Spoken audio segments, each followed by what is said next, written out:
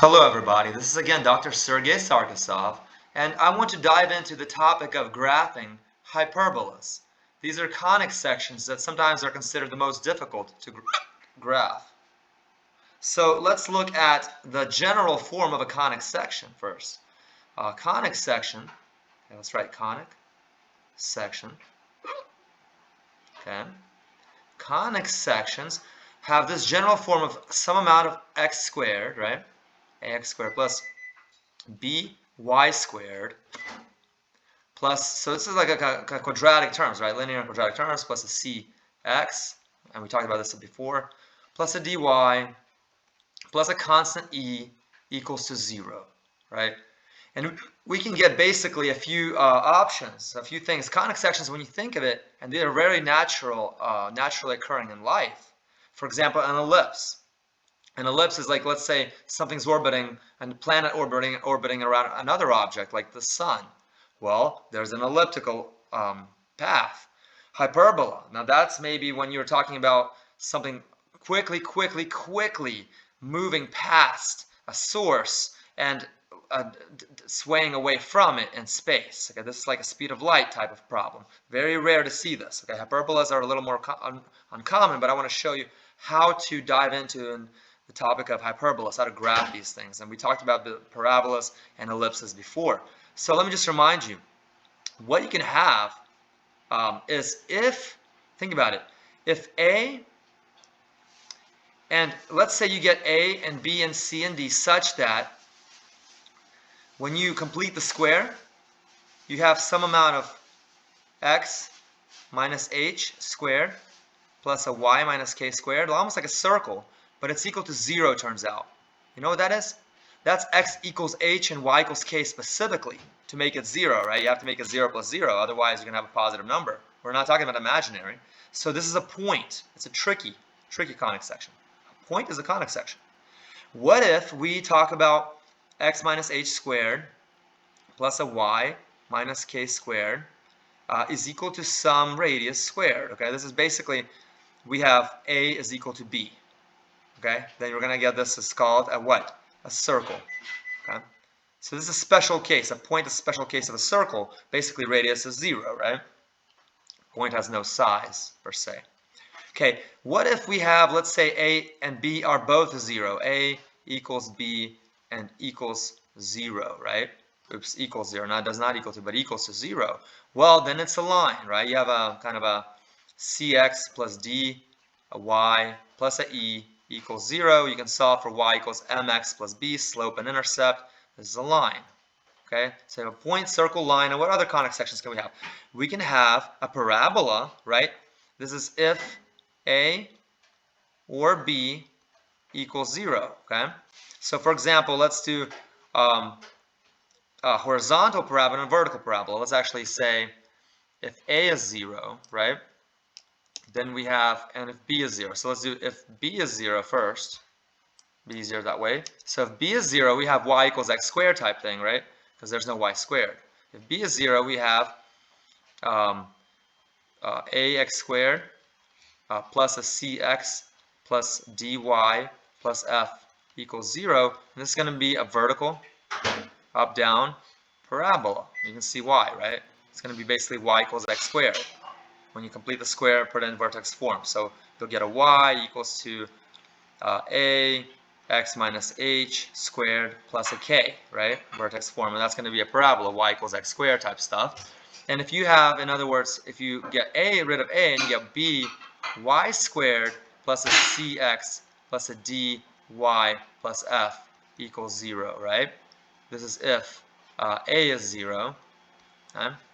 Then we're going to get a horizontal.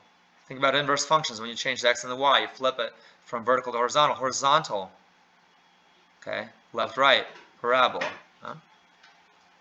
Okay, so this is actually tricky because the a here, the constant, when you do the completing the square, is a equals a minus x minus h is equal to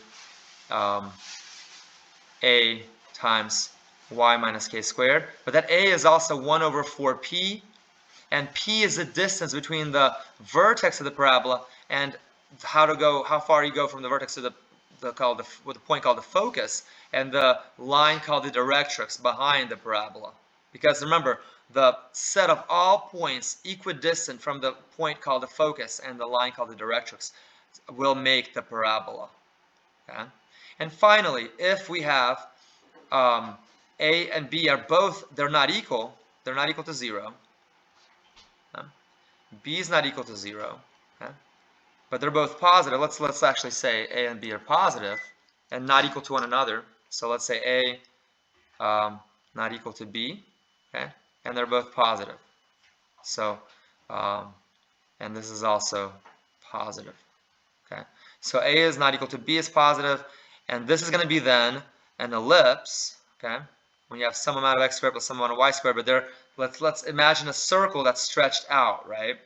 Where we have kind of the center becoming two foci and moving away from one another, right? So like two centers for an ellipse. That's horizontal or vertical. And so ellipse, and if A is bigger, let me show you, if A is bigger than B, so let's say A is bigger than B. Actually, let's say A is bigger than B. This will be, when we divide by everything, you will have less under the x, so it will be a vertical ellipse, okay? And then guess what? If B is greater than A, of course greater than 0, so not equal to 0, it'll be an ellipse, but horizontal, the ones that we're used to more. Okay? Okay? And finally, what if they're opposite signs? So what if I said, you know what? I'm going to have A is bigger than 0, is greater than B, so B is negative, A is positive. Then we're talking about a hyperbola. Okay, that's what I'm about to do. I'll give you an example. Hyperbola that is actually horizontal, positive on the x squared and negative on the y squared. This is horizontal hyperbola. Okay, and we'll show you how asymptotes play a role, all that. And then finally, if B is greater than 0, is greater than A, where A is negative, B is positive, then we're talking about hyperbola that is what? That is vertical. Okay. So let's look at an example, and let's just basically do one example and see all the detail we can put into this hyperbola and graphing. So let's say here's a problem. Here's the one I set up, and this is like, let's say you have 9y squared, okay, minus a 25x squared. So you see this hyperbola, right? The A is actually, let me write it this way. So usually we have x squared first. So you have negative 25 x squared plus a 9y squared, right? So everyone, you see this is now a vertical hyperbola, should be. Okay, and then let's say minus a 100x, okay, and minus an 18y, and maybe minus a 316, okay, and that's equal to 0. Okay, so put it in standard form, this general equation of a conic section, and this is going to be a hyperbola, sorry, that's vertical. See, this is exactly what we have here. B is positive 9 and A is negative 25, and they're not equal, of course, to one another, right? So hyperbola vertical. Now let's complete the square on these things, and so we put it in the standard form we like, so we have this kind of the center location of the hyperbola. Well, let's take out a negative 25. So let's kind of change the color here to the red. Okay, let's solve it. So negative 25, okay, and we take out, let's combine the x squared terms. So x squared, what's a negative 100 divided by negative 25? That's a plus 4, so plus a 4x, and you see that will end up to be a negative 100x. You see that? So it's a negative 25x squared minus a 100x. It works for the x terms.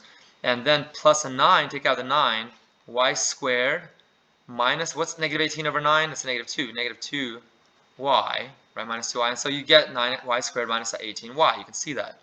And then minus the 316 equals 0, okay? You can bring 316 to the right side if you like, okay? But let's keep it this way. Then what we can do is complete the square. So negative 25. And this is going to be, look, x plus half of the 4, like I tell my students, is a 2. You square it. You will get x squared plus 4x plus 4 inside, so take away the 4, the 2 squared. Take it away. And this is going to be, this is equivalent to this. This is called completing the square, okay? You can check it. Plus a 9, let's do the same thing here. What's half of the negative 2? It's a negative 1. So y minus a 1 squared. What's a negative 1 squared? It's a 1. So take it away, because we're never having the 1 here. See, there's no 1 right there, but it's saying there's a 1 right there, so take it away. And we're going to match them up. So this is now equal to that. They're identical and what they're equal to, okay? Obviously, they look a little bit different. So anyway, there's a minus 316, and that's equal to 0. Okay, so look, let's distribute this back out. So negative 25 x plus 2 squared. Okay, and this is what? Plus a 100, so plus a 100. And what is this one? That's a plus a 9, y minus 1 squared minus a 9, right, is equal to 316. Let's add the numbers up all together. It's going to be, I'm seeing a 325 minus 100, 225. If you do that and that, 225 on the right side. That's interesting. So watch. Negative 25, x plus 2 squared, plus a 9, y minus 1 squared is equal to, as I'm getting, and you check this, 225. 225 is actually 9 times 25. Divide everything by 225, guess what happens? You get a 9 at the bottom here, because 25's cancel. So let's say if I divide by 225 everything, 225, because you want that equal to 1 on the right side for a general form of a hyperbola. Okay?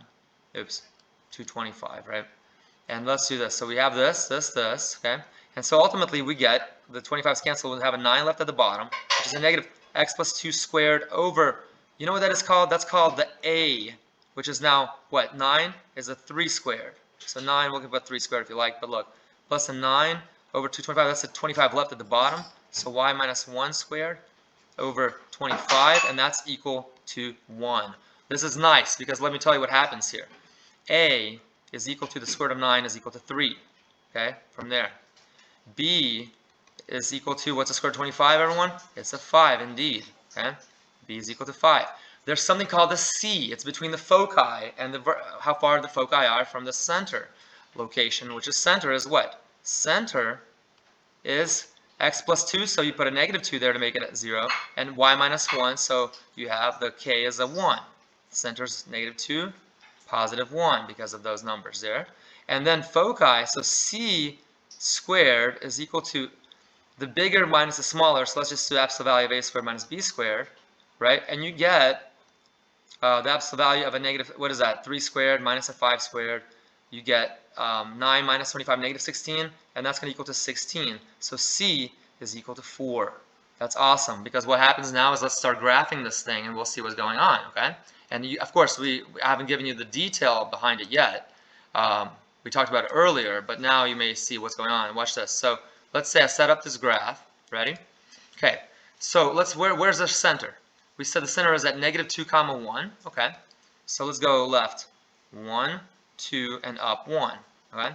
There's a point, our center. What about the C? C is a 4. Now this is a vertical, right? So from the center we go up 1, 2, 3, 4. There's going to be a focus. Focus 1. This is center. This is focus 1. Down 4. 1, 2, 3, 4.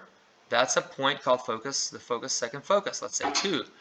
Now what about the 5 and the 3? 5 is with, see the B, the 5 is with the Y. That's the vertical.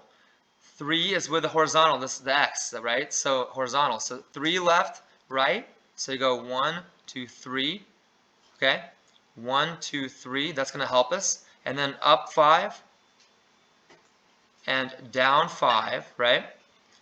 Now let's make sure we got it correctly. So 1 second. So this is actually C squared is equal to, so actually we did what we would have done for an ellipse. I apologize for this. So look, we're going to do a squared plus b squared and 3 squared plus 5 squared. That's going to be the square root of what? 25 plus 9, 34. Unfortunately, that's 34. So it's bigger a little bit. That's almost 6, right? So made a little mistake, square root of 34. And so C, we never had a 4 up and 4 down. So focus is higher up, obviously. And we'll do that, correct it a little bit. You see how we can make a little mistake here and there. It's okay. So we had, this is becoming a 5, right? This is up, down 5. And then the focus is right here down below a little bit. This is focus 1, or focus, let's say 2. Up a little bit to square root of 34. This is focus 1. This is actually called kind of the vertices, okay? This on the major axis. But this is, again, this is if it's an ellipse, right? So what we do is, everybody, you see this is called our A. A is 3. This is called oops, not, yeah, this is called our B. What do? We draw a box, like an A-B box, 2A, 2B box, all around these points right here. Okay? See that box? I recommend drawing that box, visualize it. See that? And when we do that, we have, oops, let's go a little, not that low, of course. Let's go right here. Down 5 right there, so like right here. So it's a 3/5 slope, 5/3 slope. Rise 5, run 3. And so through the center point, you draw these horizontal lines. Okay, let me draw like this. See through this kind of box of diagonals there. You draw the diagonals. Let me make it a little neater here. Okay, and let's do a copy that, paste it, and let's raise this up here, where we have a diagonal here. Through this other, in other words, this other diagonal, okay? And what are these? These are called the asymptotes of the hyperbola, okay? So what happens is, we have the focus. See the focus right there? And here's this point right there, that shaded in one, that's like the vertex. So from around the focus, we will go like this. Let me actually do this in a thicker black color here. So we have like this. We have approach these asymptotes. Approach these asymptotes eventually, maybe not too soon. And that's what it's going to look like on the top. And at the bottom, same thing, but going down. So from that point right there, it's going to go around the focus, but it's going to approach these asymptotes, and it's going to approach those asymptotes, okay? This is what our hyperbola, this hyperbola will look like. And again, I recommend graph it on a graphing calculator maybe, a fancy one, right? And you will get a very similar result without all these lines. It will not give you the meaning, okay? But we can see a meaning there. So that's really cool, I think. Anyway, I wanted to show you that. And again, remember, this is the B, this is the A, okay? And those horizontal asymptotes, if you want an equation for it, you know what it is? Watch this. So the horizontal, the asymptotes, those diagonal asymptotes, the asymptotes are, first of all, the slope is plus or minus 5/3, right? So you have y minus the center point was, remember, y plus a 2, or what was it? Yeah, y plus 2.